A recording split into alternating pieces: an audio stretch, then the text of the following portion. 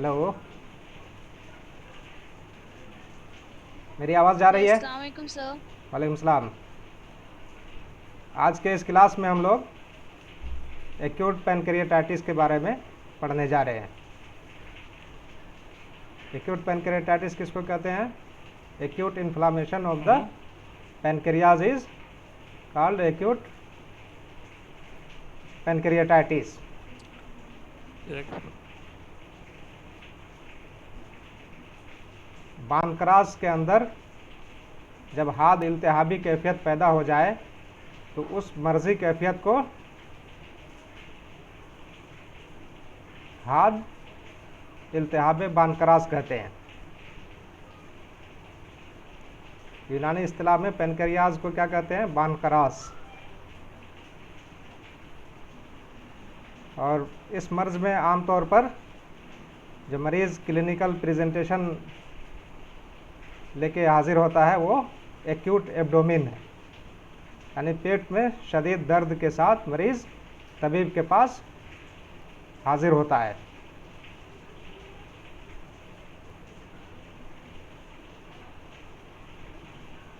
इल्तिहाब बानक्रास के अंदर किस वजह से लायक होता है?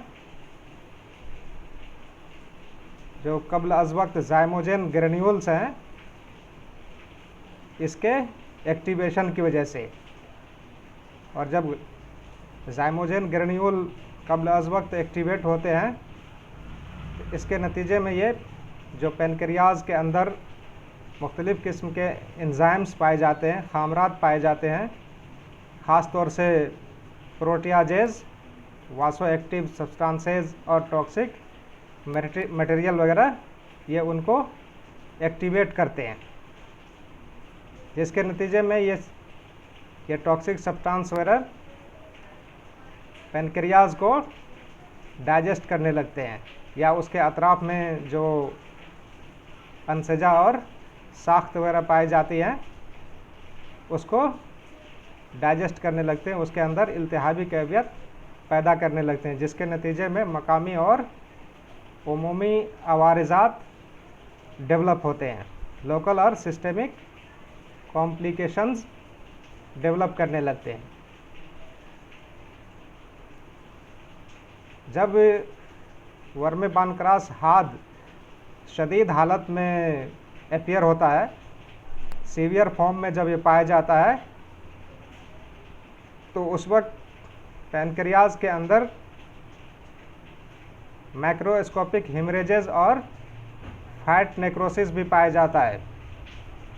पैनक्रियाज के अंदर या उसके अतराफ में मैक्रोस्कोपिक हेमरेजेस, जिरियानुद्दम और जो शहम पाई जाती हैं उसके अंदर नेक्रोसिस होने लगती है। तो इस मर्जी कैफियत के साथ अगर बानक्रास का मरीज़ आए तो उसको क्या कहते हैं? एक्यूट हिमरेजिक पैनक्रियाटाइटिस, यानी हाद इल्तिहाब के साथ साथ जिरियानुद्दम भी हुआ करता है। और जब फैट की नेक्रोसिस होती है तो उसको कहते हैं एक्यूट पैनक्रियाटिक नेक्रोसिस। वर्म पानक्रास हाद ये किस उम्र में ज़्यादा होता है और किस जिन्स में ज़्यादा होता है? ये आम तौर से जो है ऐसे अफराद जो 40 से 70 साल के हुआ करते हैं वो इस मर्ज़ में ज़्यादा मुब्तला होते हैं, और ख़ास तौर से ख़वातीन मर्दों के मुकाबले में ज़्यादा इस मर्ज़ में मुब्तला पाई गई है। बाज़ किताबों में लिखा है कि मर्दों में ये मर्ज़ ज़्यादा पाया जाता है। इसकी तौजीह इस तरह से हम लोग कर सकते हैं, अगर इसके सबब पे गौर किया जाए तो इसका एक अहम सबब जो है, लीडिंग कॉज जो है, वो गाल स्टोन है। क्योंकि गाल स्टोन ज़्यादातर औरतों में हुआ करता है। मिरारा के अंदर जो पथरी बनती है उसकी मरीज़ा ज़्यादातर ख़वातीन हुआ करती हैं। तो इस एतबार से अगर देखें तो औरतों में इस मर्ज़ का वक़ूअ ज़्यादा होगा। दूसरा अहम सबब इस मर्ज़ का शराबनोशी है, अल्कोहलिज़म है। अगर शराबनोशी के एतबार से देखा जाए तो चूँकि शराब ज़्यादातर मर्द पिया करते हैं, तो इस एतबार से मर्दों में ये मर्ज़ ज़्यादा होगा। तो दो तरह की बातें किताबों में दर्ज है। किसी बुक में लिखा है कि औरतों में ज़्यादा होता है और किसी में लिखा है कि मर्दों में ज़्यादा होता है औरतों के मुकाबले में। तो दोनों की तोजी इस तरह से कर सकते हैं। अगर गालस्टोन को सबब माना जाए तो औरतें, और अगर शराबनोशी को मद्देनज़र रखते हुए इसकी तोजी की जाए तो मर्द इसमें ज़्यादा मुब्तला होंगे। ऑनसेट की हम लोग अब बात कर रहे हैं। इस मर्ज़ का वकू या ऑनसेट जो है दफ़तन होता है। ये दफ़तन लाइक होता है, अचानक शदीद दर्द पेट में होने लगता है, ख़ास तौर से शराबनोशी के बाद या जब मुरगन और शकील ग़िज़ाओं का इस्तेमाल किया जाता है, हैवी मील वगैरह जब खाते हैं तो उस वक्त शदीद दर्द पेट में शुरू हो जाता है। अब हम लोग इस मर्ज़ के मुख्तलिफ़ असबाब की बात कर रहे हैं। वो कौन कौन से असबाब हैं जिसकी बुनियाद पर पैनक्रियाज के अंदर एक्यूट इन्फ्लामेटरी कंडीशन डेवलप होती है। तो दो अहम असबाब जिसका मैंने अभी जिक्र किया, एक तो कॉलीलिथियासिस यानी गालस्टोन है और दूसरा शराबनोशी है, एक्सेसिव कंजम्पशन ऑफ अल्कोहल, कसरत मैनोशी है। 80% से ज़्यादा मरीज़ों में ये असबाब पाए जाते हैं। इसके अलावा बाज़ वो असबाब हैं जिनका ताल्लुक़ इस मर्ज़ से बहुत ज़्यादा नहीं है, लेकिन फिर भी बाज़ मरीज़ों में इस तरह के असबाब भी पाए गए हैं जो अनकॉमन है या रेयर कह सकते हैं। ख़ास तौर से ट्रॉमा, अगर चोट लग जाए एब्डोमेन में और वो चोट का असर पैनक्रियाज तक पहुंच जाए, या खून के अंदर लिपिड की मकदार बढ़ जाए, हाइपरलिपिडीमिया, फरते तदस्सुम फिद्दम, या मुख्तलिफ़ तरह के जो तादिये हुआ करते हैं, ब्लड बोर्न इन्फेक्शन जो हुआ करते हैं, उसके नतीजे में भी ये मर्ज़ लायक हो जाता है। मिसाल के तौर पर अगर वायरल इन्फेक्शन मम्प्स हो जाए या कोक्सेकी वायरस का इन्फेक्शन हो जाए, तो इस तरह वायरल इन्फेक्शन के नतीजे में भी ये मर्ज़ हुआ करता है। बैक्टीरियल इन्फेक्शन में साल्मोनेला के इन्फेक्शन के नतीजे में इल्तिहाबी कैफियत पानक्रास के अंदर पैदा हो जाती है। उसी तरह से फंगल और पैरासाइटिक इन्फेक्शन भी इस मर्ज़ का सबब बनते हैं, जैसे राउंड वॉर्म वगैरह है। और मुख्तलिफ़ अद्वियात का इस्तेमाल भी इस मर्ज़ के अहम असबाब में शामिल है। मिसाल के तौर पर sodium valproate, oral contraceptive pills, azathioprine, thiazides, sulphonamides, इन अद्विया के इस्तेमाल के दौरान भी यह मर्ज़ी कैफियत लायक हो जाती है। इसके साथ साथ end stage renal disease, perforation of peptic ulcer, या खुद पैनक्रियाज की जो खिलकी नक्स होती है जिसे पैनक्रियाज डिविसम कहते हैं, इन असबाब की मौजूदगी में भी यह कैफियत पैदा हो जाती है। या फिर जो पैनक्रियाटिक आउटफ्लो है उसके अंदर ऑब्स्ट्रक्शन पैदा हो जाए, या मरीज़ शॉक में या सीवियर हाइपोथर्मिया में मुब्तला हो जाए, तो उस वक्त भी यह कैफियत लाहिक हो सकती है पैनक्रियाज के अंदर। और कभी कभी जो आसपास की इल्तिहाबी कैफियत होती है, सर्जरी के नतीजे में हो जाए या किसी और चीज़ के नतीजे में हो जाए, एक्स्ट्रा एब्डोमिनल या एब्डोमिनल सर्जरी के नतीजे में जो उसके अतराफ में जो आज़ा पाए जाते हैं उसके अंदर जब इल्तिहाबी कैफियत पैदा हो जाती है, तो ये इल्तिहाब फैल करके यही इन्फ्लामेशन पैनक्रियाज को भी मुतासिर कर देता है। इस तरह से भी पैनक्रियाज के अंदर एक्यूट इन्फ्लामेटरी कंडीशन लाइक हो जाती है। और हाइपर पैराथायराइडिज्म के नतीजे में जब खून के अंदर कैल्शियम की मकदार बढ़ जाती है, तो उस कंडीशन में भी इस तरह हाद इल्तिहाबी कैफियत बानक्रास में पाई जाती है। और कभी कभी पता नहीं चलता कि किस वजह से ये हाथ इल्तिहाबी कैफियत बानक्रास के अंदर लायक हुई है, तो उस सूरत में उसको इडियोपैथिक पैनक्रियाटाइटिस कहते हैं। अब हम लोग इसके पैथोजेनेसिस की बात कर रहे हैं। जो मोस्ट एक्सेप्टेड थ्योरी है वो auto digestion bye it's enzymes, जो इसके अंदर एंजाइम्स पाए जाते हैं वही इसको ऑटो डाइजेस्ट करने लगते हैं या इसके अंदर इन्फ्लामेटरी कंडीशन पैदा करने लगते हैं। ये सबसे अहम और एक्सेप्टेड पैथोजेनेसिस है इसका, जिसमें 3 मराहिल ख़ास तौर से अंजाम पाते हैं। एक तो जो ज़ाइमोजेन ग्रेन्यूल हैं ये कब्ल अज़ वक्त एक्टिवेट हो जाते हैं, और जब ये एक्टिवेट होते हैं तो इसके नतीजे में जो प्रोटियोलाइटिक एंजाइम्स है प्रोटियाजेज, तो ये रिलीज़ होने लगते हैं। ये जब रिलीज़ होते हैं तो पैनक्रियाज और उसके अतराफ में जो अंसजा और टिश्यूज़ पाए जाते हैं उसके अंदर इल्तिहाबी कैफियत या ऑटो डाइजेशन का सबब बन जाते हैं। इसको अगर हम लोग आसान अल्फाज में कहें तो बानक्रास में जो मौजूद एंजाइम्स होते हैं वो ऑटो डाइजेशन के ज़रिए बानक्रास के खलियात यानी सेल्स और उसकी साख्तों को तबाह करने लगते हैं।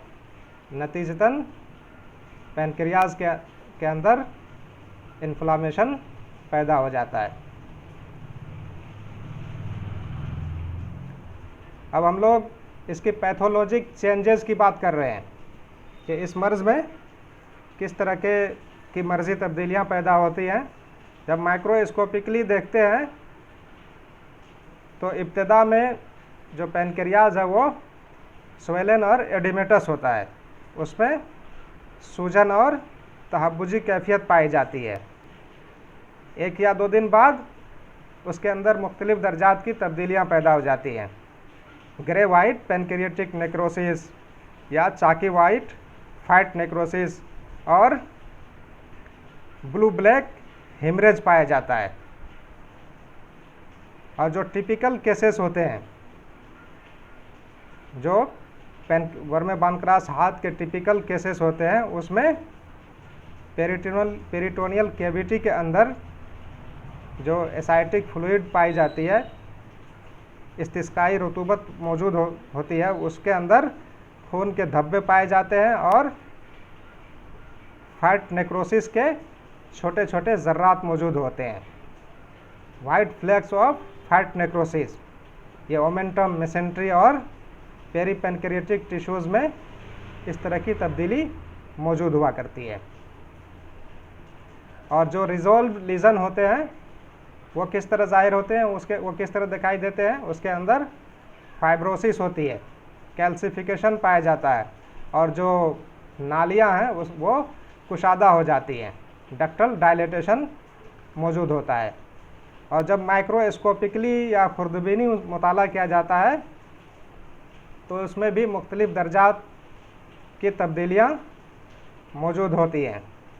जो पैनक्रियाटिक लोब्यूल हैं और डक्ट्स हैं उसके अंदर नेक्रोसिस पाई जाती है।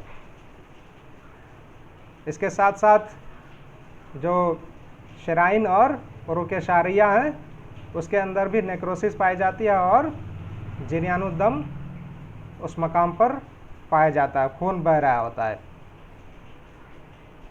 इसके साथ साथ खुर्दबीनी मुताला में ये भी ज़ाहिर होता है कि ख़ास तौर से जो इल्तिहाबी रद्द अमल होता है उसके नतीजे में पॉलीमॉर्फ्स और नेक्रोसिस वगैरह पैनक्रियाज के अतराफ में मौजूद होते हैं, जिरियानुद्दम पाया जाता है, हेमरेजेस।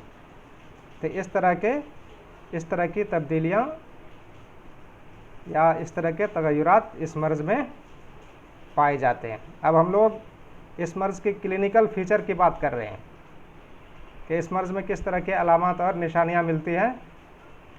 तो इस मर्ज़ में शदीद दर्द अचानक एपिगैस्ट्रिक रीजन में होता है या लेफ्ट अपर क्वाड्रेंट में, पेट के दरमियान में या थोड़ा बाएं जानिब ऊपरी हिस्से में इंतहाई शदीद दर्द होता है, और ये दर्द जो है रेडिएट करता है किस तरफ? पीठ की जानिब, पुष्ट की जानिब। और मरीज़ को इस दर्द में आराम कैसे मिलता है? जब वो आगे की तरफ झुक करके बैठता है या किसी एक पहलू के बल लेट जाता है और अपने पैर को मोड़ करके पेट की तरफ मिला लेता है, तो इस कंडीशन में उसको दर्द में राहत मिलती है। लेकिन जब वो चलता फिरता है या पुष्ट के बल लेटता है, सुपाइन पोजीशन में लेट जाता है, तो उसके दर्द में इजाफा हो जाता है, दर्द और ज़्यादा हो जाता है।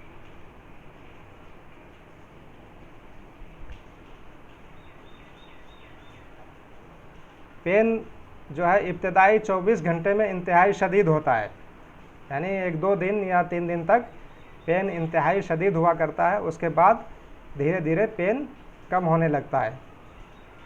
पेट में जितने भी असबाब से दर्द होता है,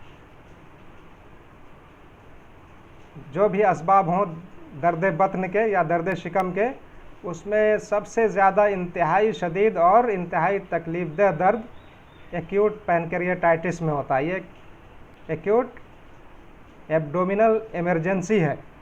अगर कोई मरीज़ इस मर्ज़ में मुब्तला हो तो वो उसको फौरी तौर पर इलाज मुहैया करना चाहिए। इसके साथ साथ वर्मे पानक्रास हाथ के जो मरीज़ होते हैं वो कब्ज़ में भी मुब्तला हो जाते हैं, कॉन्स्टिपेशन पाया जाता है, और जो बालाई शिकम है, बतन का बालाई हिस्सा है, उसमें टाइटनेस, डिस्टेंशन वगैरह भी पाया जाता है। भूख बिल्कुल नहीं लगती है, मतली और कै की शिकायत होने लगती है, प्रोफ्यूज वोमिटिंग होने लगती है। इसके साथ साथ मरीज़ का सांस भी फूलने लगता है, ब्रेथलेसनेस, पसीने वगैरह का भी अखराज होता है। मरीज़ इंतहाई कमज़ोर और लागर हो जाता है। और ऐसे मरीज़ों में दर्द बतन की इस तरह की रुदात भी माजी में मिला करती है, पास्ट हिस्ट्री होती है सिमिलर अटैक की या बिलियरी कॉलिक की पास्ट हिस्ट्री वगैरह हुआ करती है। अब हम लोग इस मर्ज़ के कॉम्प्लिकेशंस की बात कर रहे हैं। इस मर्ज़ की कॉम्प्लिकेशन, इसके नतीजे में किस तरह के अवारिज़ात या कॉम्प्लिकेशंस पाए जाते हैं। इसमें उमूमी और मकामी 2 तरह के अवारिज़ात इस मर्ज़ में पाए जाते हैं। सिस्टेमिक कॉम्प्लिकेशंस में केमिकल और बैक्टीरियल इन्फेक्शंस,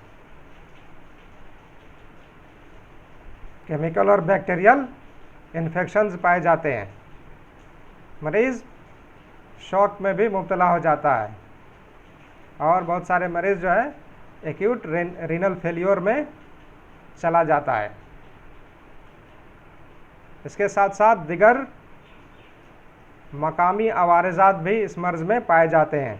पैनक्रियाज के अंदर एब्सेस बन जाता है, पैनक्रियाटिक एब्सेस, या फिर पैनक्रियाज में सूडोसिस्ट बन जाता है। और चूँकि पैनक्रियाज के अंदर स्वेलिंग हो जाती है, तो उस स्वेलिंग के नतीजे में ड्यूडेनल ऑब्स्ट्रक्शन वगैरह भी होने लगता है। 20 से 30% जो मरीज़ होते हैं इस मर्ज़ की वजह से हलाक हो जाते हैं। मोर्टालिटी रेट इसमें 20 से 30% है। और मरीज़ किस वजह से हलाक होते हैं कि मरीज़ हाइपोटेंसिव शॉक में चला जाता है, या इन्फेक्शन बहुत ज़्यादा बढ़ जाता है, या फिर एक्यूट रीनल फेल्योर की वजह से आमतौर पर इस मर्ज़ में मौत लायक होती है। इस मर्ज़ की डीडी या डिफरेंशियल डायग्नोसिस या तशख़ीस फ़ारका हम लोग किन किन अमराज से करेंगे? एक्यूट अपेंडिसाइटिस से, इंटेस्टाइनल परफोरेशन से, एक्यूट कोलीलिथियासिस से, एक्यूट कोलिसिस्टैटिस से। इन अमराज से एक्यूट पैनक्रियाटाइटिस की डिफरेंशियल डायग्नोसिस करते हैं।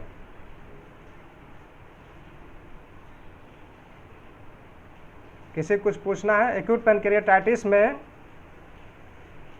जब जिरयानुद्दम अंदर में होने लगता है तो उसके नतीजे में दो तरह की साइन मिला करती है, जिसको कहते हैं कुलेन साइन और ग्रे टर्नर साइन। कुलेन साइन किसको कहते हैं? जब ब्रोनिश डिस्कलरेशन पेरी अम्बलाइकल रीजन में हो, जिल्द की रंगत ब्रोनिश हुआ करती है और वो रंगत नाफ के अतराफ में हो तो उसको कुलेन साइन कहते हैं, और यही रंगत अगर फ्लैंक्स में हो उसको ग्रे टर्नर साइन कहते हैं। ये दोनों साइन जो है नेक्रोटाइजिंग हेमरेजिक पैनक्रियाटाइटिस में मिला करती है। किसी कुछ पूछना है तो पूछो।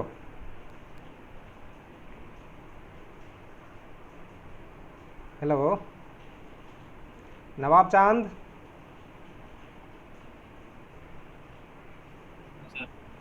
समझ में आ गया? जी सर। मोहम्मद अहमद रजा, जी सर। सूफिया,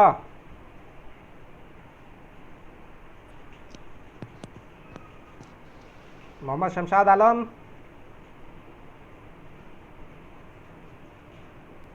समझ में आ रहा है?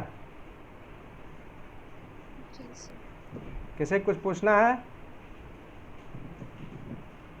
सर एडेनोमेटस क्या होता है? क्या चीज? एडेनोमेटस, जिसके पैथोलॉजिकल चेंजेस में सर आप बताएं। Swollen and एडेनोमेटस। एडिनोमेटस नहीं, एडिमेटस। एडिमा से, एडिमेटस। हाँ, एडिमा के एडजेक्टिव एडिमेटस, ठीक है। एडिमा बन जाता है, वहाँ पे खुला हुआ सा होता है, तहबुजी कैफियत उसी को कहते हैं। एडिमा को तहबुज कहते हैं और एडिमेटस तहबुजी कैफियत, ये सिफत उसकी है, एडजेक्टिव विशेषण।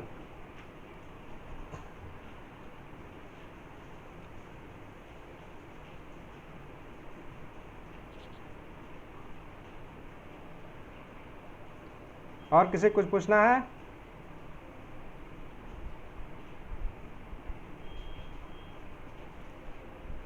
जो कुछ पढ़ाते हैं वो आसानी से समझ में आता है कि नहीं आता है?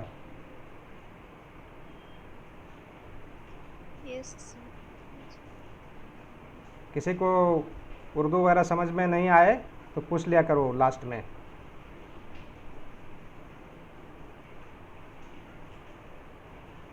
आसान अल्फाज में पढ़ाते हैं या नहीं? हाँ, जहाँ कहीं समझ में नहीं आए तो पूछना है।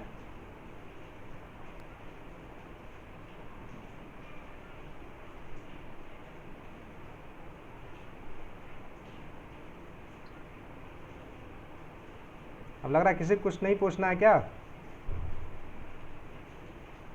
इनामुल हक, आदिल बेदार, जी सर। बच्चे की आवाज़ आ रही है? जी आ रही।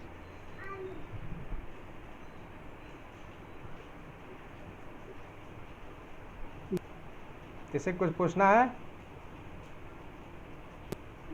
No sir. तो एंड किया जाए? यस। चलो ठीक है, तो क्लास को एंड करते हैं। वालेकुम सलाम रहमतुल्लाह। सर। वालेकुम सलाम रहमतुल्लाह वबरकातुहू।